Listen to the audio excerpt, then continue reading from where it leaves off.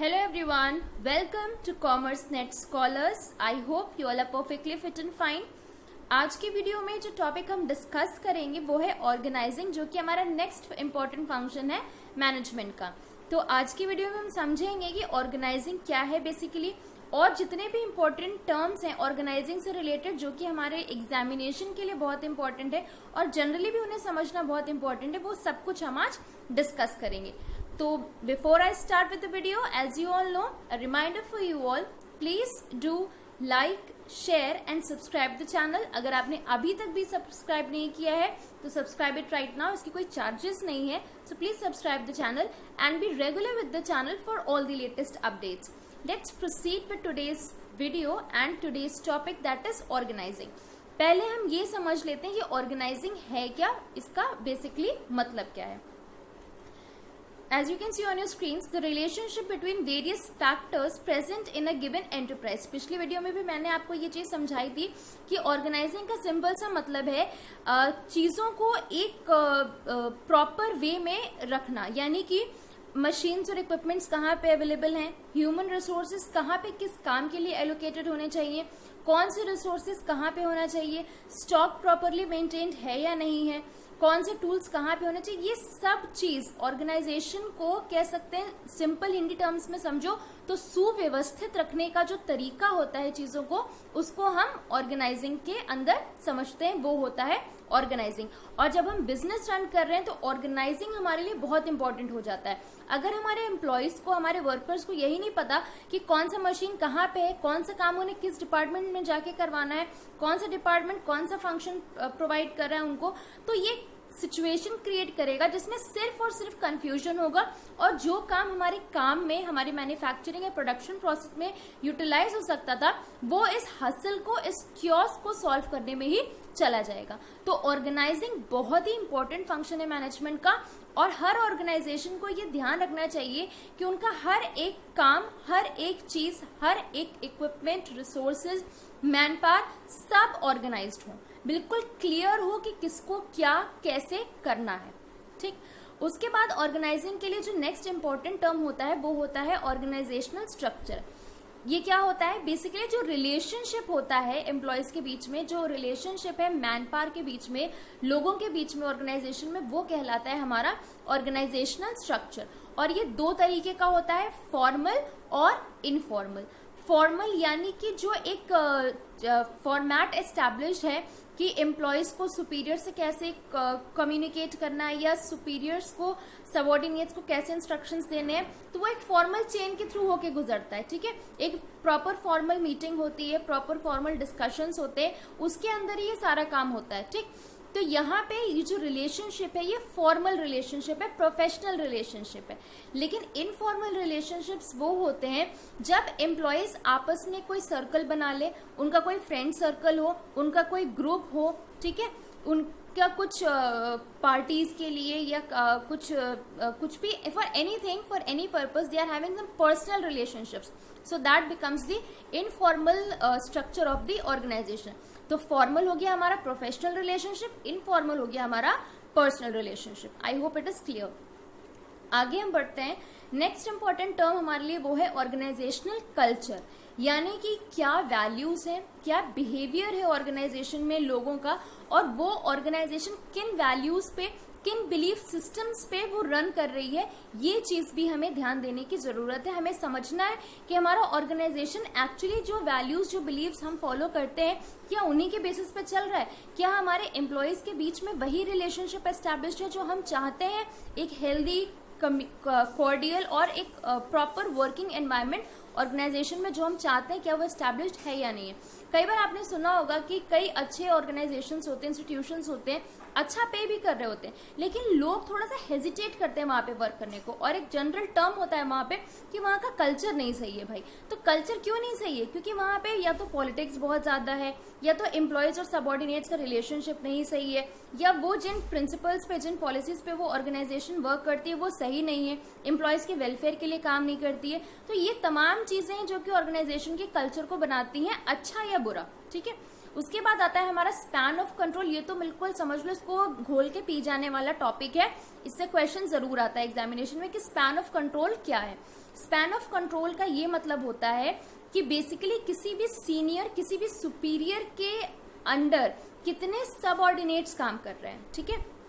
जितने भी लोग एम्प्लॉयड है किसी भी हेड के अंदर या किसी भी बॉस के अंडर में, वो कंस्टिट्यूट करता है उसका स्पैन ऑफ कंट्रोल, यानी कि उसकी जो कंट्रोलिंग की पावर है, उसकी चेकिंग की जो पावर है वो कहाँ तक फैली हुई है, ठीक है। सिंपल लैंग्वेजेस में ऐसे समझ सकते हो आप। ये जो लाइन आप यहाँ पे देख रहे हो वो ये है कि flat organisations have wide span and tall organisations have narrow span. ये फ्लैट और ये टॉल ऑर्गेनाइजेशन क्या है ये हम समझ लेते हैं अच्छे से। अब जैसे मान लो अगर हम सबसे पहले फ्लैट ऑर्गेनाइजेशंस की अगर हम बात करते हैं तो यहाँ पर क्या हो जाता है, जैसे मान लो हमने एक टॉप लेवल मैनेजमेंट लिया, ठीक, ये हमारा टॉप लेवल मैनेजमेंट है, हमारा ऑर्गेनाइजेशन है। और टॉप लेवल मैनेजमेंट के बाद क्योंकि वो ऑर्गेनाइजेशन बहुत बड़ा नहीं है तो डायरेक्ट इसके नीचे हमने एम्प्लॉयज को रख लिया, ठीक है।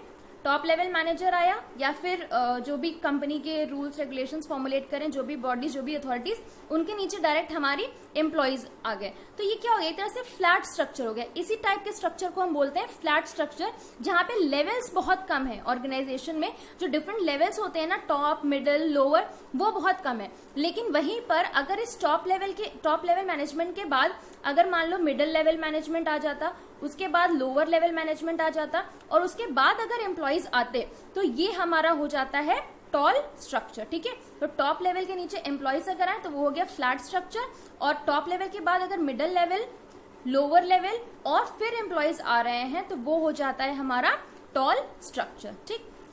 आई होप इट इज क्लियर। तो ये बट ऑब्वियस बात है कि जब हमारा स्ट्रक्चर फ्लैट होगा तो वहां पर जो हमारा स्पैन हो रहा है वो वाइड हो रहा है। स्पैन वाइड क्यों हो रहा है, क्योंकि जब हम टॉप लेवल पे हैं और डायरेक्टली हम एम्प्लॉयज को कंट्रोल कर रहे हैं तो कई सारे एम्प्लॉयज होंगे, तो वहां पे हमारा जो कंट्रोल होगा वो बढ़ जाएगा। लेकिन टॉल ऑर्गेनाइजेशंस में हमारा जो स्पैन है वो कम हो जा रहा है, नैरो हो जा रहा है। क्यों हो जा रहा है, क्योंकि हम टॉप लेवल है, हमारे बाद मिडिल लेवल मैनेजर्स आ रहे हैं जो कि बहुत ज्यादा नहीं होंगे नंबर में, ठीक है। तो हमने उनको मान लो 4-5 मिडिल लेवल मैनेजर्स हमने अपॉइंट किए, उनको हमने कंट्रोल किया। अब मिडिल लेवल वालों ने 4-5 लोअर लेवल मैनेजर्स अपॉइंट किए, उन्होंने उसको कंट्रोल किया। और लोअर लेवल मैनेजर के अंदर मान लो 10-15 एम्प्लॉयज हैं जिनको वो कंट्रोल कर रहा है। तो इस तरह से यहाँ पे जो स्पैन ऑफ कंट्रोल हो जाता है वो नैरो हो जाता है। ये लाइन बहुत अच्छे से याद रखना कि फ्लैट में वाइड स्पैन है और टॉल में नैरो स्पैन है, क्योंकि नंबर ऑफ एम्प्लॉयज जिन्हें हमें कंट्रोल करना है वो कम हो जा रहा है, ठीक। आगे बढ़ते हैं, हम अथॉरिटी की बात करते हैं। अथॉरिटी क्या होती है, अथॉरिटी रिस्पॉन्सिबिलिटी हमने पिछले वीडियो में भी जो फ्योल के प्रिंसिपल्स डिस्कस किए थे, जनरल प्रिंसिपल्स, उसमें डिस्कस कर लिया था, but still we'll have a quick revision of it. Authority क्या होता है, basically the right of commanding subordinates, issuing orders and instructions and ensuring obedience from the team. Authority मतलब आपको एक पोस्ट, एक पोजीशन डेजिग्नेट कर दी गई है कि आप इसके अकॉर्डिंग आप वर्क कर सकते हैं, अपने जो सबऑर्डिनेट्स हैं उनको ऑर्डर्स दे सकते हैं, उनको इंस्ट्रक्शंस दे सकते हैं। अब ये जो अथॉरिटी है ये डेलीगेट हो सकती है। डेलीगेशन भी हम नेक्स्ट स्लाइड में अभी पढ़ेंगे कि डेलीगेशन क्या है। डेलीगेट हो सकती है यानी कि एक पर्सन से दूसरे पर्सन पे ट्रांसफर हो सकती है। उसके बाद आता है रिस्पॉन्सिबिलिटी। मैंने उस दिन भी बताया था कि responsibility is something that arises from with in. आपको अंदर से ये चीज समझना चाहिए कि ये काम आपकी रिस्पॉन्सिबिलिटी है तो आपको करना है। और रिस्पॉन्सिबिलिटी का जो एसेंस होता है वो होता है ऑब्लिगेशन, कि we are bound to do that, ठीक है। वो आपके अंदर से आ रहा है, nobody is compelling you, nobody is pressurising you, that is something that is coming from within. तो ये रिस्पॉन्सिबिलिटी जो होती है ना, ये डेलीगेट नहीं की जा सकती है, ठीक है। तो ये चीज समझ लेना। ये भी एक बार ऐसा क्वेश्चन आया था कि डेलीगेशन वाला जो कॉन्सेप्ट था उससे रिलेटेड था कि अथॉरिटी या रिस्पॉन्सिबिलिटी डेलीगेट हो सकती है या नहीं। तो अथॉरिटी तो डेलीगेट हो सकती है लेकिन रिस्पॉन्सिबिलिटी डेलीगेट नहीं हो सकती, क्योंकि रिस्पॉन्सिबिलिटी हमारी पर्सनल होती है, वेरएज अथॉरिटी हमें कहीं और से मिली होती है, ठीक है। तो वो आगे भी बढ़ती जाती है। फिर एक टर्म आता है अकाउंटेबिलिटी, जिसका मतलब फिर से बहुत कंफ्यूजिंग हो जाता है लोगों के लिए। जनरली क्या होता है, एक मिस्टेक हम जो कॉमन करते हैं वो ये करते हैं कि हम तीनों को एक जैसे समझ लेते हैं, लेकिन जैसा कि आप देख रहे हो कि ये तीनों एक नहीं है, ये तीनों डिफरेंट टर्म्स हैं, इन तीनों का डिफरेंट मीनिंग समझना बहुत इंपॉर्टेंट है। फिर आता है अकाउंटेबिलिटी। अकाउंटेबिलिटी का मतलब कि आपको जिस बॉस ने जो भी ड्यूटीज असाइन की थी आप उसको आंसरेबल हो, ठीक है। आपके बॉस ने अगर आपको मान लो 30% का सेल्स टारगेट दिया है और आपने अगर उसको अचीव कर लिया तो वेल एंड गुड, बट अगर नहीं अचीव कर पाए हैं तो क्या रीजंस हैं जिसकी वजह से आप नहीं अचीव कर पाए हैं, ये चीज बताना, ये चीज कन्वे करना आपकी अकाउंटेबिलिटी है अपने बॉस को, ठीक है। तो जब आपके बॉस ने आपको अथॉरिटी दी है तो आपकी उस बॉस की तरफ अकाउंटेबिलिटी है, ठीक है। ये चीज समझ में आ गई। आगे बढ़ते हैं हम, दो और इंपॉर्टेंट कंसेप्ट्स हैं, डेलीगेशन और डिसेंट्रलाइजेशन। ये भी हमने डिस्कस कर लिया, but let's understand in detail what it is. The passing of authority by one person who is at a superior position to someone else at a subordinate position, it is the downward assignment of authority।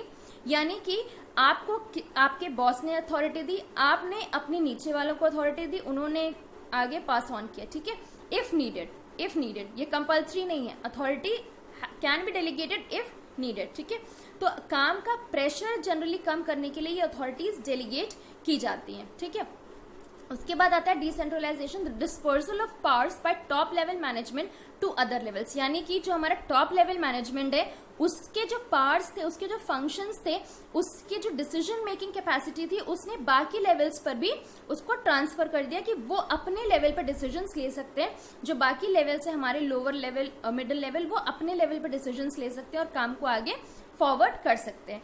एक जो difference दोनों में समझने के लिए important है वो ये है कि डेलीगेशन में अथॉरिटी ट्रांसफर होने के बाद भी, आगे पास ऑन होने के बाद भी, जो मेन कंट्रोल होगा वो टॉप लेवल मैनेजर के पास ही रहेगा, ठीक है। डेलीगेट करने के बाद भी जो कंट्रोल है वो टॉप लेवल मैनेजर के पास रहेगा, लेकिन डिसेंट्रलाइजेशन में टॉप लेवल मैनेजर के पास से वो कंट्रोल चला जाता है, वो डिफरेंट लेवल्स पे ट्रांसफर हो जाता है, ठीक है। सो आई जस्ट होप कि ऑर्गेनाइजिंग से रिलेटेड जितने भी इंपॉर्टेंट टर्म्स हैं उनका कंसेप्ट आपको क्लियर हो गया होगा। एग्जामिनेशन पॉइंट ऑफ व्यू से यही टर्म्स इंपॉर्टेंट है, बहुत ज्यादा ब्रीफ में, बहुत ज्यादा डिटेल में आपको जाने की जरूरत नहीं, सिर्फ इतना पढ़ लो, that's more than enough. I hope ये वीडियो आपको अच्छी लगी होगी। Please do give it a like and subscribe the channel and be regular with the channel for all the latest updates. That's all for today. Thank you and have a nice day.